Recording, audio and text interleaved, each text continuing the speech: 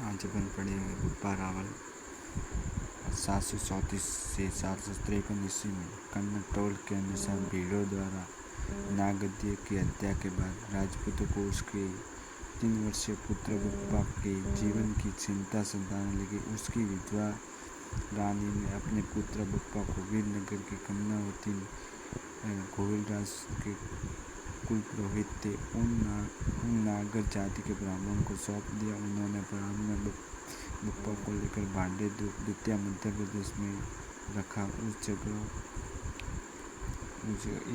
इस पात्रीकूट पर्वत की तलहटी में नागेंद्र नामक नगर वर्तमान नागेंद्र था। उन्हीं ब्राह्मणों ने नागेंद्र बप्पा रावल का लालन पालन किया।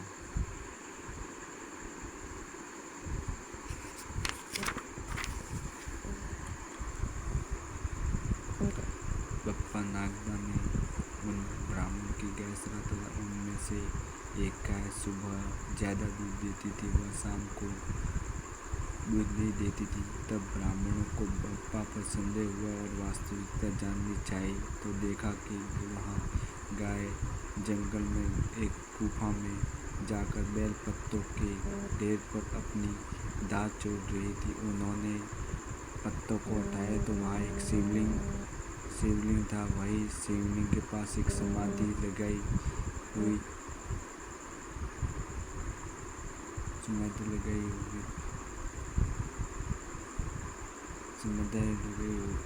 एक योगी थे। बप्पा ने योगी आदित्य ऋषि की सेवा करनी प्रारंभ कर दी। इस प्रकार उसे एक लिंग के दर्शन हुए और उसका आदित्य ऋषि से संपर्क हुआ।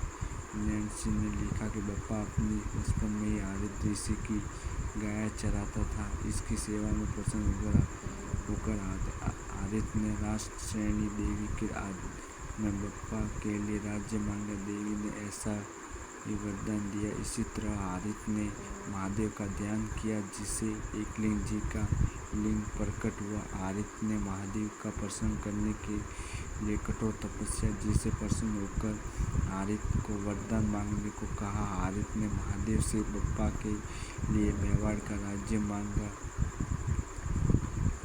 जब आदित्य ऋषि को जा रहे थे तो उन्होंने बप्पा को बुलाया, लेकिन बप्पा ने आने में देर कर दी। बप्पा उड़ते हुए विमान के निकट पहुंचने के लिए 10 हाथ शरीर में बढ़ गए। आदित्य ने बप्पा को मेवाड़ का राज्य तो वरदान में दे ही दिया था, परंतु वे बप्पा को हमेशा लिए अमर करना चाहते थे। इसलिए उसने अपनी मुँह का पान बप्पा को देना चाहा। वह उसके मुँह में न पड़ पैरों में पड़ा। आदित्य ऋषि ने कहा कि पान तुम्हारे मुँह में गिरता तो तुम अमर हो जाते, फिर भी तुम्हारे पैरों में पड़ा है तो तुम्हारे अधिकार से मेवाड़ राज्य नहीं हटेगा। ऋषि ने बप्पा को एक स्थान बताया जहाँ उसने खजाना 15 करोड़ मोहरे मिलेगा और उसे खजाने की सहायता से सैनिक व्यवस्था कर मेवाड़ विजय कर लेने का आशीर्वाद दिया। बप्पा नाम अथवा विरुद्ध के संबंध में धारणा। विद्वानों में मतभेद है कि बप्पा रावल उसका वास्तविक नाम था या उसकी उपाधि थी। श्यामल दास ने अपनी पुस्तक वीर विनोद में उसे शील का पुत्र महेंद्र कहा। बप्पा की किसी राजा का नाम नहीं अपितु पिता था। कन्नटोल ने उसका वास्तविक नाम शील बताया। शील का ही नाम बापा था। रामकृष्ण भंडार ने उसका नाम खोमाणा बताया।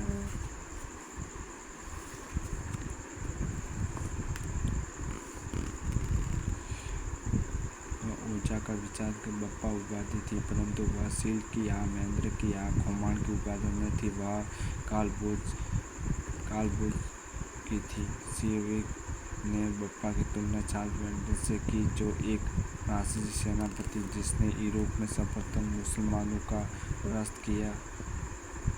विद्वानों में काफ़ी मतभेद के बाद भी डॉक्टर गौरीशंकर हीराचंद ओझा का मत ज़्यादा प्रमाणित माना जाता। बप्पा रावल का मूल नाम कालभोज था। बप्पा का समय। जिस प्रकार बप्पा शब्द पर विद्वानों का मतैक्य नहीं है, उसी प्रकार बप्पा का समय विवादास्पद है। श्यामल दास ने बप्पा द्वारा मौर्य से चित्तौड़ लेने का काल तथा डॉक्टर ओझा ने चित्तौड़ लेने का समय 713 ईस्वी के बाद मानकर बप्पा का समय 734-754 ईस्वी में किया। बप्पा राव ने हारित ऋषि के आशीर्वाद से 734 में चित्तौड़ पर आक्रमण कर राजा मानमौर्य को हराकर चित्रकूट में साम्राज्य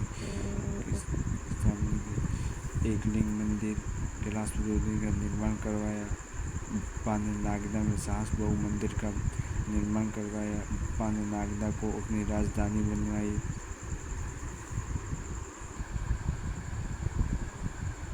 बप्पा रावल का नोट्स है।